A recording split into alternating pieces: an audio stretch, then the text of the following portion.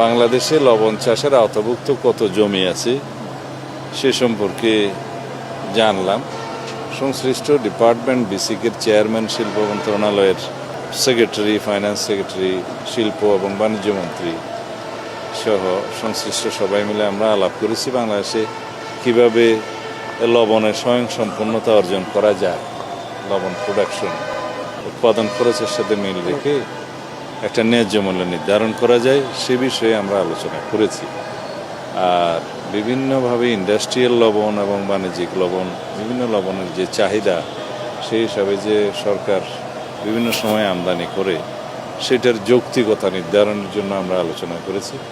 এ বিষয়ে আমাদের আরও তথ্য উপাত্ত সংগ্রহ করতে হবে এবং তারপরে আমরা একটা সিদ্ধান্তে যেতে পারব এবং বাংলাদেশে যাতে লবণ চাষিরা তাদের ন্যায্য মূল্য পায় চাহিদা মতো এবং বাংলাদেশে যাতে লবণ চাষের ক্ষেত্রে আমরা স্বয়ংসম্পূর্ণতা অর্জন করতে পারি সেই বিষয়টা মাথায় রেখেই পরবর্তীতে আমরা সেই সিদ্ধান্তগুলো নেব মাননীয় প্রধানমন্ত্রীর নির্দেশনা অনুযায়ী।